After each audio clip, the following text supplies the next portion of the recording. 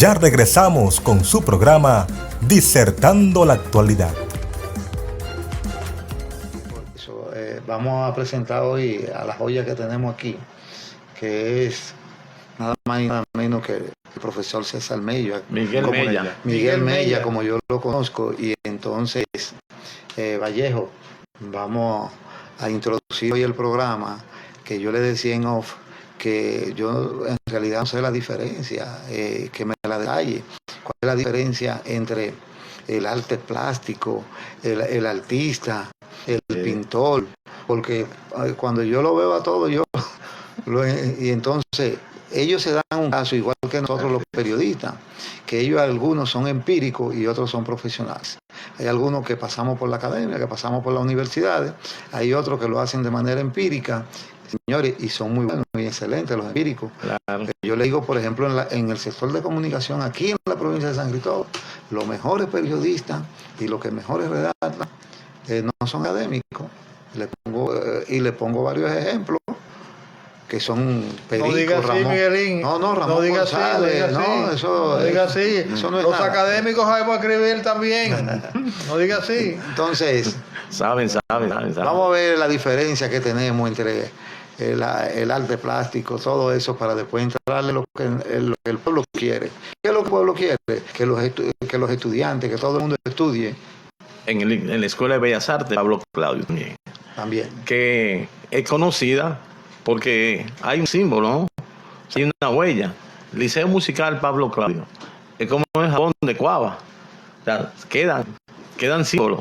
Entonces, eso pasa con la Escuela de Bellas Artes.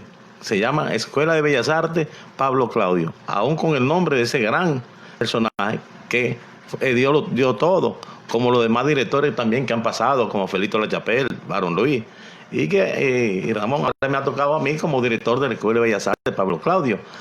La diferencia entre el artista, el autodidacta y aquel que produce una obra de arte se diferencia primero porque el artista clásico es académico, es una persona estudiada ya sea en Alto Chabón, en la UAS, en cualquier sitio. Yo en mi caso me gradué en la Escuela Nacional de Bellas Artes en 1977.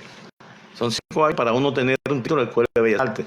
Ahora, los autodidactas o empíricos, como le dicen algunas personas, son aquellos que sin tener academia también son artistas. Entonces hay una diferencia entre aquel artista que pinta por producir una obra y aquel que pinta por hacer una colección, trabajar en base a un tema. Porque fíjense que casi todos los artistas que han pasado por la academia siempre preparan sus obras en base a un tema, van cambiando de tema en tema toda una vida, pero sí su iniciativa, su estilo, o sea, eso es personal. En cambio, aquel que hace una obra de arte, que pinta un paisaje, un bodegón, una marina, o sea, lo hace por el sentimiento que lleva interno. Porque yo siempre lo digo, a mí hay que respetarme a los niños. Su forma de producir es su sentimiento en el arte. Arte es todo sentimiento del alma. Entonces, aquel que tiene una visión diferente de qué es el arte, o sea, tiene que hacer un análisis de eso. Entonces, el artista que vive y produce en base a un tema, título y técnica, es una persona estudiada. Pero le cuesta más el autodidacta preparar un tema donde no ha visto una secuencia. Por eso yo le digo siempre a los estudiantes, estudien a los grandes maestros para que ustedes vean cómo han ido pasando. Un ejemplo bien destacado, Picasso. Picasso fue un monstruo de lo que es el cubismo, pero era también un monstruo en lo que era el surrealismo. Hacía sus obras igual que Leonardo da Vinci, que Miguel Ángel y todo eso. Y llegó en un momento cuando él dijo que estaba cansado de que todos los pintores hicieran lo mismo, desvirtuó la figura. Puso una mujer con un brazo torcido, con un seno estirado, los ojos torcidos y sus bodegones también. Entonces fue odiado por la iglesia, porque decía que estaba ofendiendo al arte. Entonces eso lo enfrentó él. Ahora, ¿quién tiene un Picasso con la forma torcida? Por más que pelearon, era Don Picasso. Y eso mismo también pasó con Salvador Dalí. Salvador Dalí, en un grado también extremista, porque a veces nos tildan de loco a los artistas. Salvador Dalí se fue por una isla que él adquirió prácticamente para poder pintar su obra. Entonces, a él le hicieron una pregunta. ¿Qué creía él que era el surrealismo en el arte? Y él dijo, yo soy el surrealismo, los demás son pintores. Entonces, hay que tener un conocimiento amplio de por qué en el arte se marca una trayectoria. Y el que ve, por ejemplo, la persistencia de la memoria de Salvador Dalí y ve el Cristo flotando en el universo, dice, pero el que hizo la persistencia de la memoria con las figuras desdobladas, el reloj, que como que el sol lo quemó y se puso blandito, como si fuera un chicle, y la tierra también, pero fue el paso que dio en ese momento. Me gustaría, profesor, bueno, cuando uno habla del liceo musical, uno piensa en la música, yo lo voy a decir sinceramente. Sí. Yo lo voy a decir sinceramente, yo pienso en música. Yo no pienso en arte, ni en artistas, ni en cuadros. Yo pienso en música. Sí, pero los músicos son artistas. Ahora, sí, son artistas. No, son artistas. Son artistas, sí, yo sé, son artistas. Ahora, con su participación como director de la Escuela de Bellas Artes, yo estoy seguro de que entonces van a salir esos cuadros, van a salir esa hermosura. A mí me gustaría, en el tiempo que el liceo ha estado, que la Escuela de Bellas Artes de San Cristóbal ha estado cerrado, ¿cuál ha sido el empuje que ha recibido las artes plásticas en San Cristóbal? Mira, parecería una contradicción, porque el liceo, que la gente lo conoce, el liceo musical, que era prácticamente para música, el que entra ya se da cuenta de la acústica que fue diseñada. Exacto, sí, sí. Ese edificio es la mejor. Y esa forma de alfombrado que tiene, le ayuda. Es el Teatro Nacional. Las habitaciones también están hechas, fueron hechas para eso. Los salones, sí, exacto. Sí. Entonces, tuvimos un grupo cuando se cerró, que estaban remodelando, remozando todo eso. Ahí cogió fuerza lo que era la Asociación de Artistas de San Cristóbal en un momento, el cual yo fui el director de esa entidad. Y después tuvieron otros compañeros, porque yo siempre digo, una persona no puede ser perenne en un puesto, tiene que darle cobertura a los demás compañeros para que se pueda mover. Entonces nosotros hicimos varias exposiciones. Ahí me tocó llevar tanto a Panamá, como yo tuve la oportunidad de vivir en Panamá en un tiempo, trabajando como profesor en la Universidad Ganesa, como profesor de figura humana, el cual es mi fuerte. Oiga bien eso, el profesor Miguel Mella, fue profesor en Panamá. ¿En qué año? Eso fue del 83 hasta el 86. Ok. Cuando yo vine en el 86, ahí fue cuando yo fundé mi escuela, que yo dije, pero ven acá, yo voy a crear mi escuela en San Cristóbal, ¿por qué yo hago tan lejos? Tantos muchachos que necesitan. Entonces, me quedé y aquí estoy desde el 86 hasta la fecha. De ahí, de mi escuela de arte, aparte del tema que tenemos que tocar los artistas, mientras estaba cerrada la Escuela de Bellas Artes, porque la Escuela de Bellas Artes era básicamente música, pero ahí me tocó las artes plásticas, aquí en la Escuela de Bellas Artes Pablo Claudio también, que ahí me nombraron, llegando yo, me nombraron de una vez como profesor, ahí en la Escuela de Bellas Artes. Entonces, hicimos muy buen trabajo con los jóvenes que estaban en ese momento, pero los que no pudieron asistir por la remodelación, en mi escuela privada yo recibí un grupo completamente exonerado, porque a mí me pagaban como profesor. La gente no entiende esa parte. A mí me pagaban como profesor de la Escuela de Bellas Artes Pablo Claudio. Entonces, ¿qué yo hice?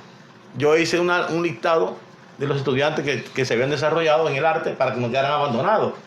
Entonces yo lo pasé a mi escuela para que ellos fueran desarrollándose y mantuviesen el orden académico de lo que era el arte.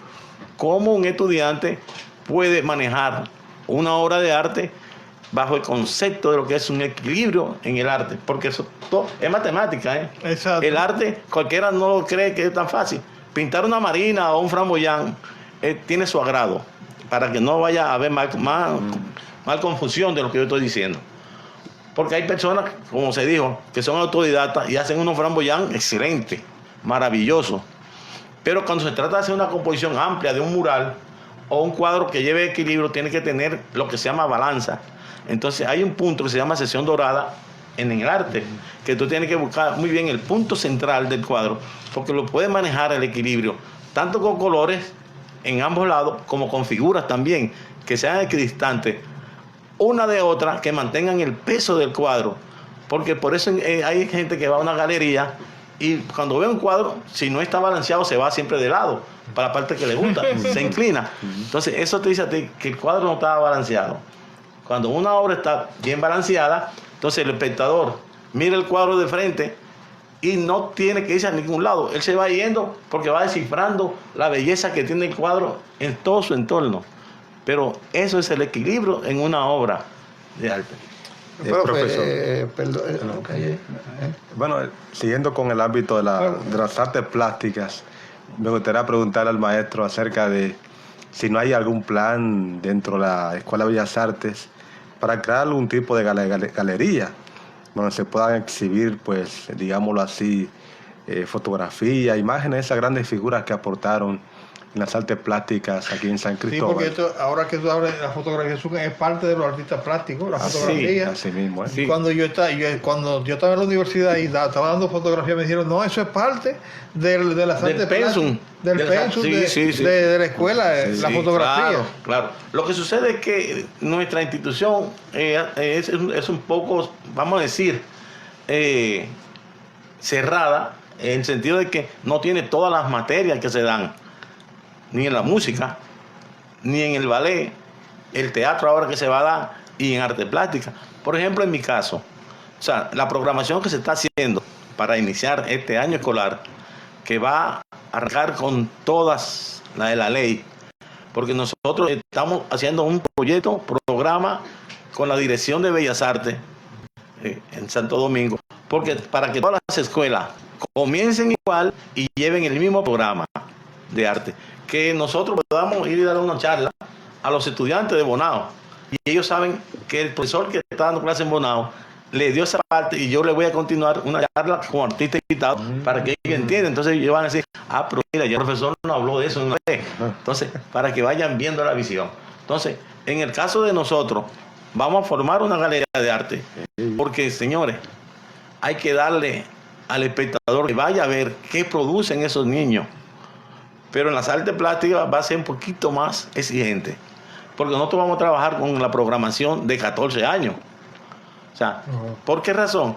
Porque el estudiante tiene que tener de arte, que se entienda, 14 años y tener el séptimo curso aprobado. Porque cuando entra en las sesiones avanzadas de tercer año en arte plástica, ¿no?, ya va a entrar en lo que es figura humana, figuras con composición también, que muchas personas dicen, pero ¿y cómo le van a dar a un niño figura al desnudo? No, ya no será un niño, ya entrará con la edad de ser adulto. Es un joven, sí. Ya es un joven adulto. Porque a nadie en la Escuela de Bellas Artes, a ningún director en Santo Domingo, se le ocurre darle clase a un niño en arte plástica al desnudo de una modelo. Entonces, ya cuando tiene 18, que ya pasó, primer preparatorio, porque Bellas Artes funciona así. Preparatorio, primer año, segundo año, tercer año. Cuando está en tercer año, ya es mayor de edad. Entonces, ya ahí entra en la fase avanzada como artista, en lo que es la figura humana. Entonces, todo eso se va recreando en la mente del niño. ¿Por qué razón? Porque no se le puede dar, hay que darle todo eso. Ahora, tiene también que estudiar anatomía artística. Porque a nosotros, el doctor Mayrení Cabral nos daba anatomía artística y era muy exigente. Por eso muchos estudiantes, cuando yo le hablo de la anatomía del cuerpo humano, cómo está su división, que eso también uno lo aprendió con Leonardo da Vinci, que él hizo el esqueleto con figuras en vivo, cadáver en vivo, de lo que era la distribución del cuerpo humano, dónde queda el codo, según el tamaño de la cabeza, las rodillas, todo eso. Eso está matemáticamente. Hay que combinarlo, Hay que combinarlo. Entonces yo le enseño a los estudiantes cómo se mueve el movimiento óseo del cuerpo, los huesos, para que entonces ellos le den el volumen con los nervios, todo lo que es la volumetría. Entonces dice que, pero usted estudió medicina. Yo, no. Es que para tú graduarte en la Escuela de Bellas Artes, tienes que pasar esa materia. Historia del arte, perspectiva 1, 2 y 3, con el profesor Rotellini. Tenía que dar lo que era el paisaje, bodegón, clase de murales. Ahí todos los estudiantes hacíamos nuestra materia con los murales al fresco, porque la gente cree que, oye, por el tema del mural, es un muro, es una pared, pero el mural al fresco es más complejo que pintar en una pared. ¿Qué es el mural al fresco? ¿Qué es eso? El mural al fresco es una técnica que utilizaban, que inclusive eso fue trabajado mucho en la Capilla Sixtina, porque el mural al fresco separa lo que es el mortero. El mortero es una arena bien abajo con cal que adhiere a la pared como si uno fuera a empañetarla, pero mientras está húmeda tú puedes pintar.